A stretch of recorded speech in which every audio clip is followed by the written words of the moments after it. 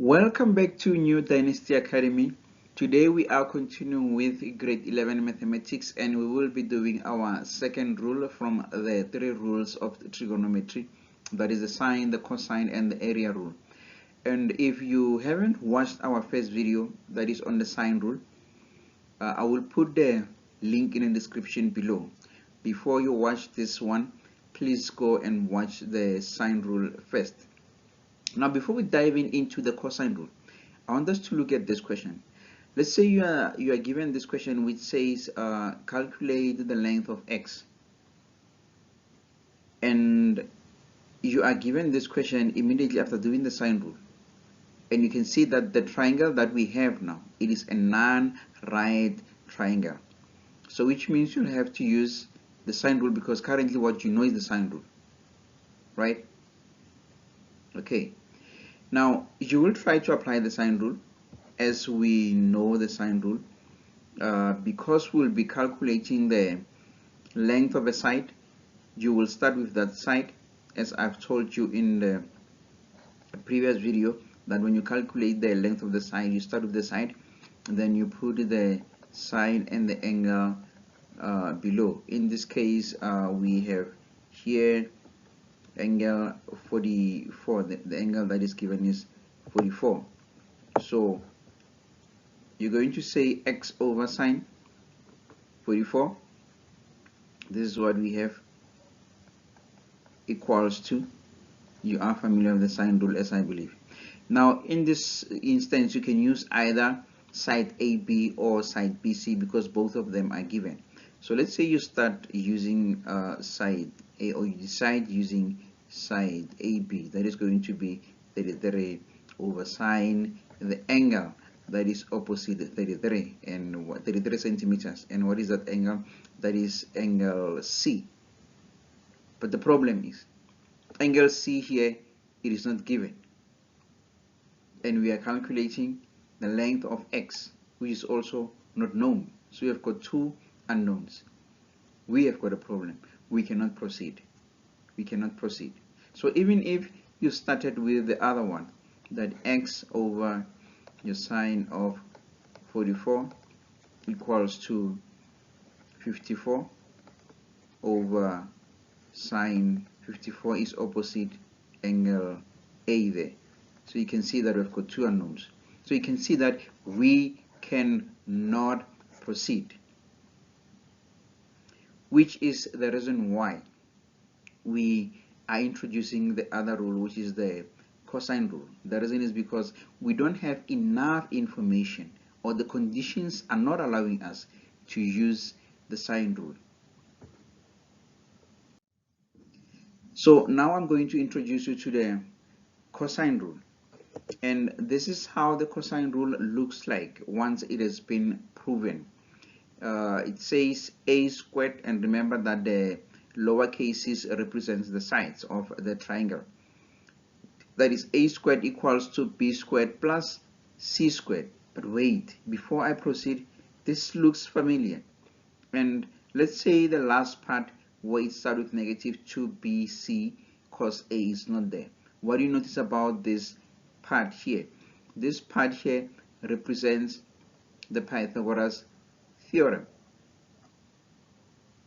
And I believe that everyone remembers how the Pythagoras theorem is generated, and that is how the Pythagoras theorem looks like. And remember, we only apply the Pythagoras theorem if and only if you are working in the right angled triangle. So this is the extension of the Pythagoras theorem, but which is being used in a triangle that is not a right angle triangle. So let us say your angle A here was 90 degrees. We all know that cos 90 is 0. So if cos 90 is 0, it means the whole product, which is minus 2bc cos A, is going to be equals to 0. And you're going to be left with what? A squared equals to b squared plus c, which is the Pythagoras theorem. So A can only be 90 in a right angle triangle. So it shows you that if the triangle is a right angle, then you're going to have only the first part that is circled here. But if the triangle is not a right angled triangle, the the theorem will continue as you see it on your screen there. Then let us go on and prove the cosine rule. And as I told you before, that the only thing that we know from grade 10 is working in the right angle triangles. So I am going to draw the right angle triangle in the triangle that we currently have here. We've got triangle ABC. So what I'm going to do is that I'm going to go on and draw the right angle triangle there. So I hope everything draws very perfectly. Yes, I believe that I did it perfectly so. And that forms an angle of 90 degrees. Now I'm going to name this side H, just like we did in the when we were proving the sine rule. And since we've got a line from A to the base BC, our BC now is the base because it's perpendicular to the height that we've just drawn. Then we're going to denote the point where the height meet BC as D. So that is the point that we denote that as D. And I'm going to call the distance from D to C X. And remember that the whole distance from B to C is A. So let's say I want to measure the distance, or I want to get the distance between B and D. Since the whole distance from B to C is A, and the distance from D to C is X. So if I want only the distance from B to D, I can subtract X, which is DC, from the whole distance A. So it's going to be X minus A. So this distance here is going to be X minus A. Grade 11s, you can't tell me that you don't know how I really got that. That is your algebra. You should know that very well. Now from here we can see that we have two right angle triangles. Now when we prove the cosine rule, we are going to use the Pythagoras theorem. So we're going to define our Pythagoras theorem in both triangles, triangle ABD, which is a right angle triangle, and triangle ACD. So I'm going to start off in triangle ABD and go on and formulate our Pythagoras theorem. So you know that it is the square of the hypotenuse, and hypotenuse is square, c squared now, equals to the sum of the squares of the other two sides, and those sides are h, which is squared, plus the other side which we have just named x, a minus x, and it is also squared. Then I'm going to go on and simplify. Grade 11s, you all know that you can FOIL this out, and when you FOIL this out, you're going to have what? A squared minus 2ax, and I believe that everyone knows how to do that currently in grade 11, and that is what we have currently. Now I'm going to go on and rearrange my variables, starting with a squared, then plus h squared plus x squared minus 2ax, and that is what we have now. So until here there's nothing further that I can do, so I'm going to name this equation number 1, and then go on to the other triangle, triangle ACD, and do the same thing. I'm going to formulate my own Pythagoras theorem. So our hypotenuse in this case is b, so that is going to be b squared equals to h squared plus x squared. Now we've seen this before. We've seen h squared and x squared before grade 11. So where did you see it? In the previous equation there. Look at this. It is also appearing in the previous equation there. So why don't you just substitute h squared plus x as b, and we're going to go on and do that. So we're going to say therefore your c squared is equals to a squared. So instead of h squared plus x squared, I'm going to put in d here.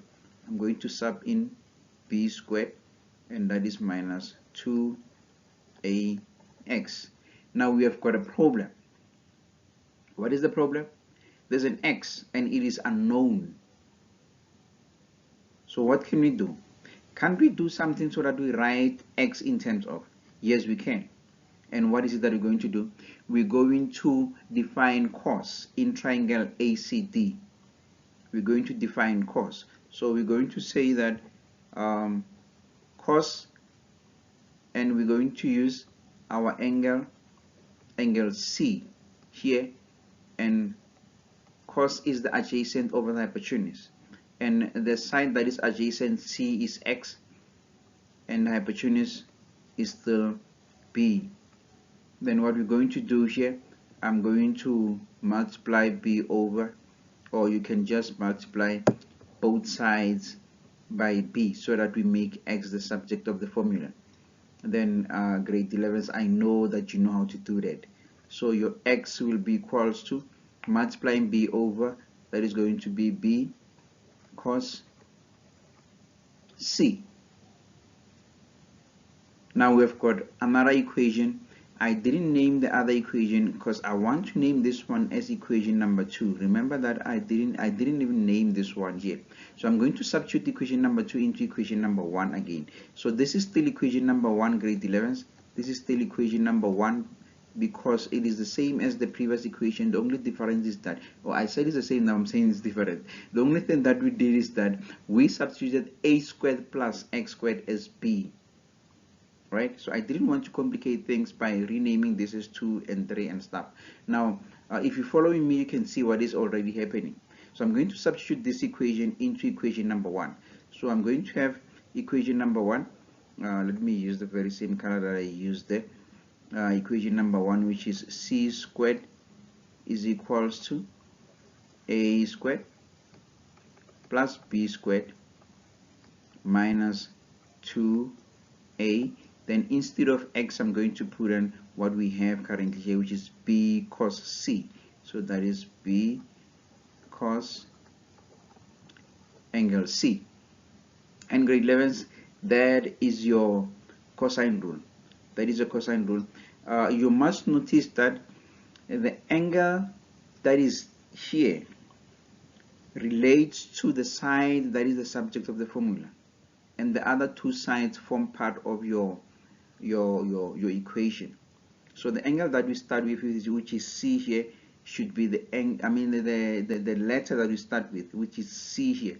It should be the same as the letter of the angle that we end up with, and the other two letters form part of your equation. So grade 11, that's how you prove the cosine rule, and it's quite easy if you do it this way. It can be done in two ways, depending whether your triangle is an acute triangle or it is an obtuse triangle. And